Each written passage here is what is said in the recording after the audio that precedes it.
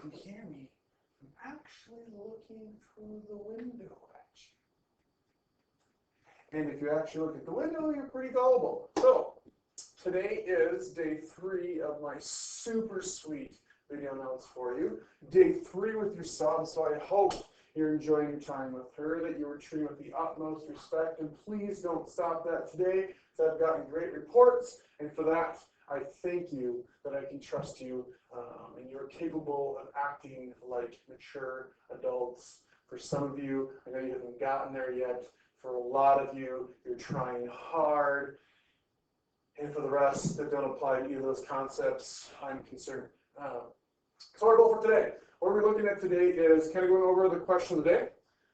Continue to talk about continue to talk about forces, force diagrams, unbalanced and balanced systems, which then leads us into this idea of Newton's first law, which we talked about a little bit yesterday. Today we'll define the law. And if you don't know Newton's first law, shame on you. I know you learned it as freshmen and as 8th graders and probably as 6th graders. But in case you don't, I'm going to refresh your memory, because I'm super annoying. We're going to do something super annoying to remember them, because you remember things that are super annoying. I'll stop saying that. So, that is the goal for today. To take a look at the front, the question that I have for you today, fellow, put down your hand, you're not answering it, is what is terminal velocity?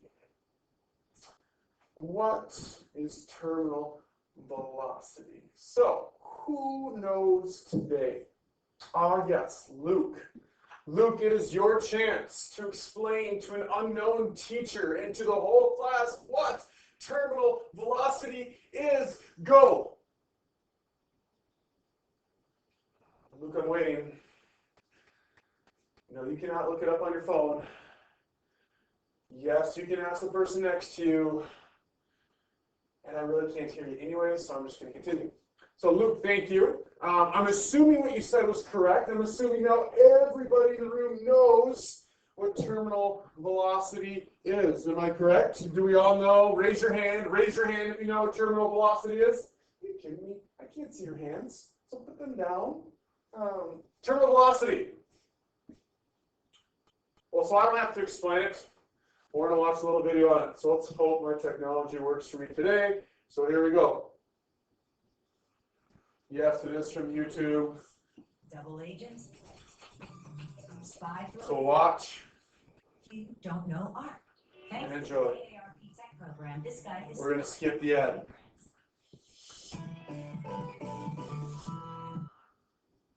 Gravity is a force that likes to pull everything down to Earth at 9.8 meters per second, which means that if you were falling out of an airplane, you'd end up going 9.8 meters per second faster every second that you're in the air. This would be your speed in that direction, or your velocity, after the first second, and the second, and the third, the fourth, the fifth, the sixth. It's not ideal, basically. Fortunately for us, however, this speeding up process doesn't continue indefinitely, and that's because of a lovely thing called terminal velocity. When an object moves through the atmosphere, that object is literally slamming into particles of air. This is something you can feel if you move your hand around really fast, or if you stick it out of the window of a moving car. The air molecules can't get out of the way fast enough, so they build up, creating high pressure. And on the other side of the moving object, the molecules can't fill in fast enough, which creates a small vacuum, or low pressure. The difference in pressure is drag. Every falling object has a speed at which the force of drag equals the force of gravity on that object. And at the moment it reaches that speed, the object will stop accelerating and maintain a constant or terminal velocity. As you continue to fall through the air, you'd stop accelerating at about 54 meters per second. And so that's your terminal velocity. That's about 121 miles per hour. Before you hit the ground, though, it would be nice to increase your drag some more. That's what the parachute is for. After it opens, you begin to decelerate, and your velocity decreases until your velocity equals the new force of the drag. This is your new terminal velocity,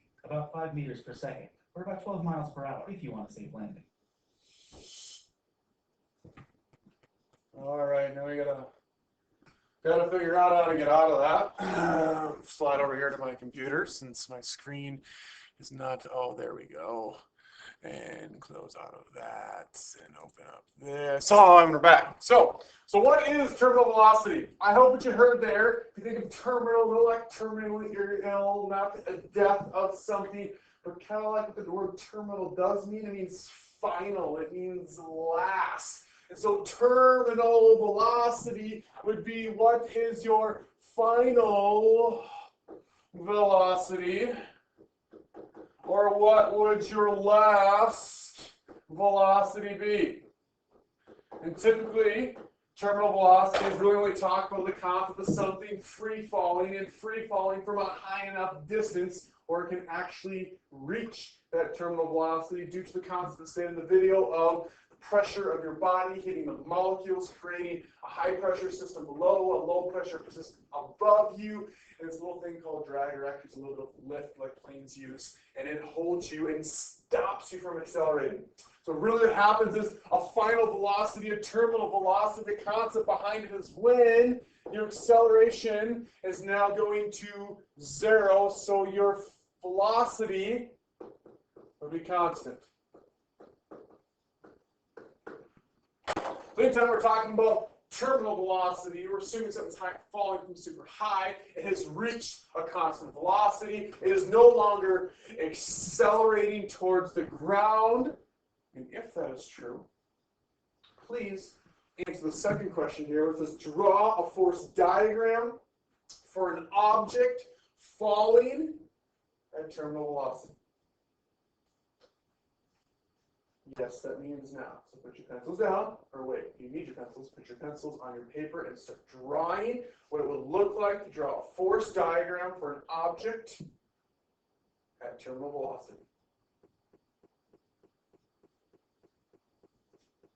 As I'm walking around the room, clearly nobody has moved very far waiting for me to work it through. So I will go and do so.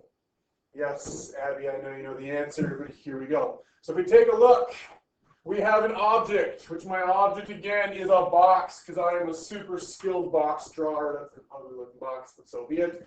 I know that as something's free falling, it has the force of gravity affecting it, right? Because free fall means you're falling. If you're falling, gravity is always affecting you.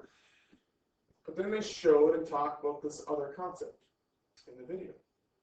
A concept that if my acceleration has to equal 0, that must mean the total forces affecting me, in this case in my y direction, must equal 0. So I gotta have a balanced system. And if I gotta have a balanced system, that means there must be another force equal in length of my arrow, opposite in direction from, and we'll call it force of friction. No, it's not the normal force. The reason it's not the normal force is because down here, there is no contact. There is no contact force underneath of it. Therefore, it's not the normal. It is this frictional force as you're falling down, running into air molecules and other particles that are in the air. They build up and do equal and opposite.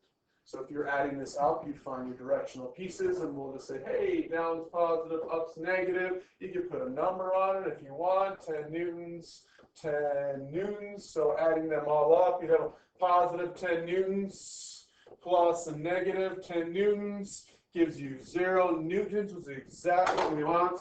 And that's how we would define terminal velocity. The final velocity, the fastest velocity a particular object can reach. And yes, that is my cell phone going off. It is my wife calling me during this, and luckily enough for you, I'm not answering right now. So, here we go. So looking at that, we are going to jump into some of our notes, because we're continuing to take a look at balanced systems. Well, balanced systems means my total force on the system is 0. There can be multiple forces affecting you, but when you add them all up, that total equals 0. So what does that mean? Well, Newton came around. Yes, he created Newton's second law, F equals ma, but Newton's first law, which first, help us explain this phenomenon, this balanced system. There's 2 parts to his law. Before we get there, it's specified that the law is talking about, well, the law of inertia. So we're going to spend a minute or 2 after the slide talking about the law of inertia. But because you took so strongly to the mass versus weight video that we watched, which I will not sing all the way through for you, because it was so annoying, and I hope it's stuck into your brain and that you remembered it. So I have another song for you. It's a song that you are privileged to let your ears crack and break to listen to me sing. I am a very humble singer. Actually, it makes me really nervous to sing to you over a microphone. And I am not a very good singer, but I do it loud, proud, and off-key, and that's the way it's going to be. There are some actions to this song, so I will be dancing and moving my fingers up front, and you cannot see them now, but when I get here on Friday, I will be happy to teach you these actions so that we as a class can be loud, proud, and nerdy and sing Newton's first law song with actions so that everybody can hear. Yes, loud, proud, and nerdy is who we are. This is a physics class. So if we take a look at the song, the first part of the song, verse, says, objects in motion will stay in motion until acted upon by an unbalanced force, which is the first part of Newton's law. The second part of Newton's law says an object at rest will stay at rest until acted upon by an unbalanced force. So all coming down to things continue to stay with what they're doing until they're acted upon by an unbalanced force. Here we go. You might recognize the tune. If so, just hum along with me and I'll show you the actions when I come. I apologize for all of you who have to actually listen to this. So here we go. First chorus, objects in motion, stay in motion. Ready? Set. Go. Objects in motion, stay in motion, stay in motion, stay in motion. Objects in motion, stay in motion to an unbalanced force applied. Objects at rest, stay at rest, stay at rest, stay at rest. Objects at rest, stay at rest till an unbalanced force applied. Yes! Please applaud. I know I'm not here, but please applaud because that was awkward, and knowing you're going to listen to it's even more awkward for me. But there you have it. Newton's first law song. Sing it through many times. We're going to be singing it over the next couple of days over and over and over to the annoyingness of it so that you remember it. Because when you take your test, if you come across a problem and I hear you or see you humming, I will know that you'll remember it and you know what you're doing and you're talking about it. Teach the song to your friends, because if you get annoyed by it, it's really fun to annoy them, and you're actually teaching them some valid information while annoying them. And if you can annoy people and teach them good stuff, you have my life in a nutshell, and it's good to go. So that is Newton's first law. So let's talk about the law of inertia, which is Newton's first law. So let's take a look at inertia here again. Inertia, Newton's first law. Well, what is inertia? Inertia, still going here, is a tendency for an object to resist any change in motion. A tendency for an object to resist any change in motion. Which means the object is wicked lazy, right? Because I don't want to do anything, just continue doing what I'm doing. Yes, I know you guys are smiling like, I know exactly what he's talking about. But change is difficult. Change is challenging. Change is hard. So why do it? Unless you are forced to. Oh, I mean, I can even spell out your life as a nutshell, and that talks about physics, right? Why do something if you're not forced to, because I don't want to change what I'm doing? Oh, sweet! You have disproved Newton's first law. So inertia states that an object will tend to continue doing what it's doing because that's what it wants to do. It increases as mass increases. So the more mass something has, the more it doesn't want to change what it's doing. Which is why it's super easy to take a little paper football that you put together, Tyler, don't get me ideas, and flick it through goalposts, because the paper is super light, so it's super easy to change what it's doing. Now, if you're going to take a bowling ball and attempt to flick it with just your fingers, it has more mass. That bowling ball goes and does Nothing. And your finger goes, oh my goodness, because it hurts. Because that bowling ball has more mass. It doesn't want to change what it's doing. It's going to continue doing it, which is why we love watching Steckman play tight end, because he has more mass than most people he hits, and we like to watch them crumble so Steckman can continue doing what he wants to do, which is run the ball. So, last thing that I love about Newton's first law, the law of inertia, is it typically makes me laugh when it's played out. Here, this video we're going to watch isn't always making me laugh, kind of, sort of. It makes you laugh, makes you cringe. It's like, oh man, no way. And since I'm a huge fan of videos, and it's not working with my finger, let's hope it does. When I go to the computer, oh, beautiful. Yes, I want to corrupt the computer. Here we go.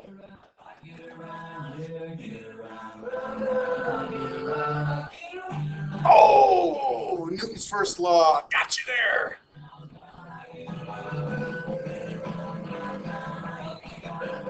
Oh, that looks like some of you guys driving cars around corners. Down the same old street. I gotta find a new place where the kids are here.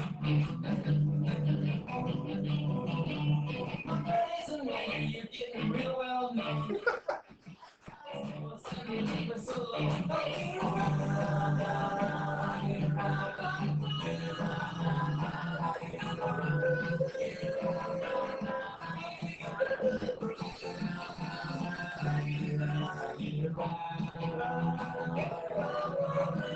Beat the gypsy. Yeah, I forgot that was in there. Not a good day. We always take my car, cause it's never been beat. And we never miss a hit with the girls we meet. No one's like, oh, sweet, only trust my friends. Please, bad idea.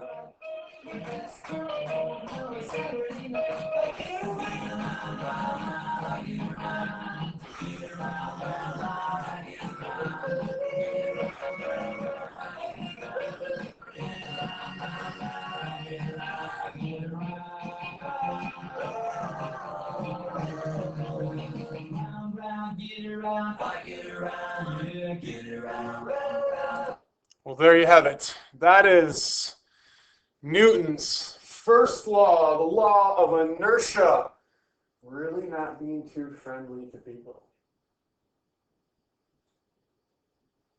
One of the things that I've learned over the years, which brings me to why I show that video, is because when I worked at the Bureau of, oh no, we're not there yet. Sorry about that. Got ahead of myself. So based on the law of inertia, which one of these two objects has more inertia? No, it does not depend on who the baseball player is.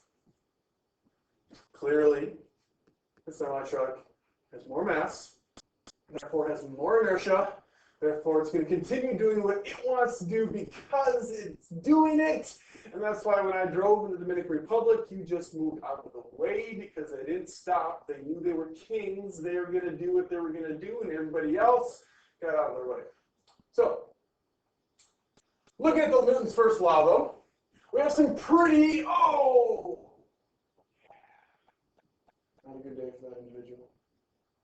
The pretty things that I kept seeing when I worked for the Bureau of Criminal Apprehension for a little bit. I got to be a part of their crime scene investigation team. I also got to be a part of their crash scene investigation / reenactment. And one of the things we did is we showed up, and also being a first responder showing up to some of these accidents, we get bystanders like, oh man, he was thrown from the car. And I'm like, really? He was thrown from the car? What kind of car do you have? Do you have an ejection seat in it? Because really being thrown from the car is not taking place here. Nothing is throwing this individual out of the car. What's taking place is they're both traveling together at 60 miles an hour. The car hits the brick wall. The car has a force applied to it, so the car stopped. However, my friendly individual who is in the car was not wearing something that we all should wear every single time we get in the car. And so he had no force, nothing strapping him into the car. So as the car stopped because forces acted on it, nothing acted on the person. Which means because that person is lazy, it has mass, it's going to continue doing what it wants to do, which is traveling forward at 60 miles an hour. Which, as we all know, does not have a good outcome for that individual. So the individual was lazy, one, because he didn't put a seatbelt on. Two, it wanted to continue what he was doing. Which is why one of the most incredible inventions that have come out, giving direct relation back to Newton's first law, is the seatbelt. Save thousands of lives. Wear it. You can't stop your body. You are not strong enough to do that with a big enough force when your car just stops. That's why the seatbelt's there. We know Newton's first law. Remember, it's not a description, it's a law. I mean, this is just what happens. So if this is just what happens, we need to figure out a way to protect ourselves from it. Okay, we have a little video down here too we're going to watch again. I got to walk over the computer, looking at more things that we have placed into our car as safety mechanisms, primarily because Newton's first law. The law of inertia states that objects will maintain their state of motion unless acted on by an outside force. This means that moving objects will stay moving and still objects will stay still, unless you push or pull on them. There are two safety devices in your car to protect you from the effects of inertia. The first is your seatbelt. When the front end of your car rams another object, your car will suddenly stop or slow down. Because of inertia, your body will want to stay at the speed it was moving before the accident. If you're not wearing a seatbelt, this means you'll hit a windshield. The seatbelt provides a force to stop your body's forward motion.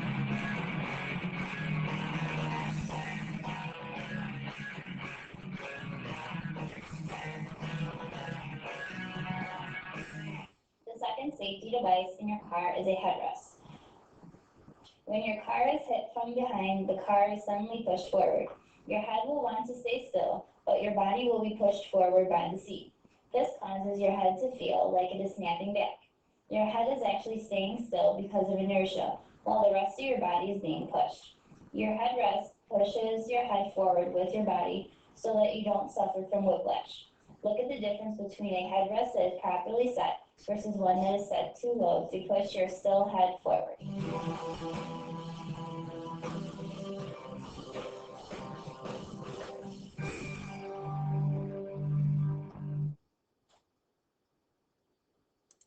So there you have it.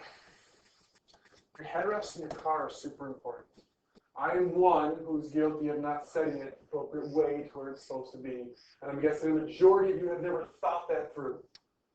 Just thought it was a nice place to lay your head when I lay my seat back and want to take a nap because I'm here too early to school, or because you're tired and can't go to your first hour class late.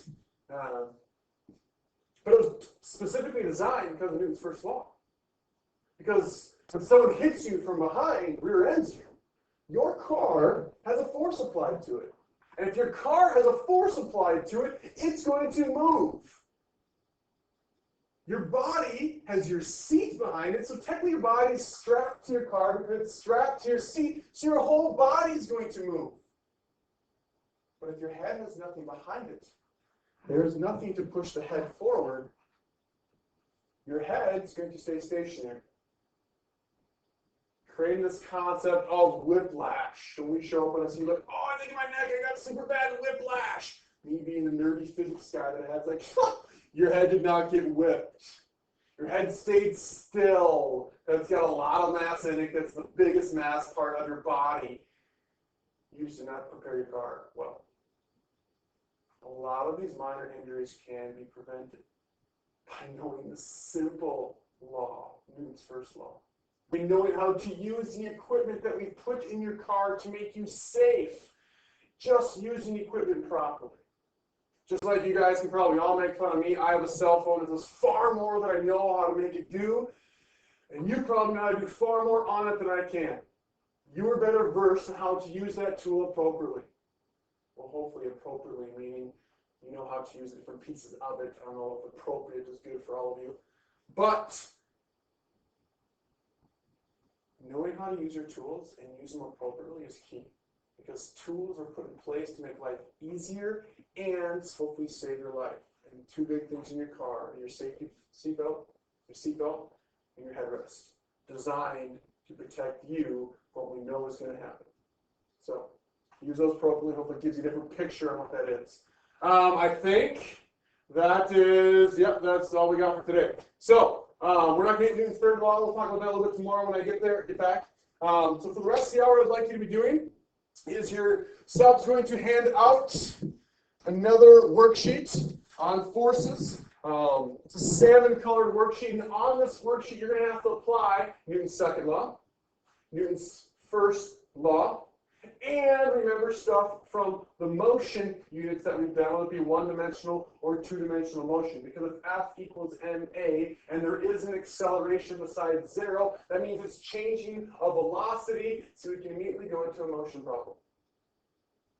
The problem is something similar to you're at rest on your motorcycle, you roll the throttle back, which gives you 200 newtons or foot-pounds per second on your car. It gives you a force, so 200 Newton force after 3 seconds. How fast are you going? We can now answer those questions. You take your time to think through and draw our force diagrams so you know what's happening. So, thank you for your time. Give your son your utmost respect. I will see you guys tomorrow. Have a good rest of the day.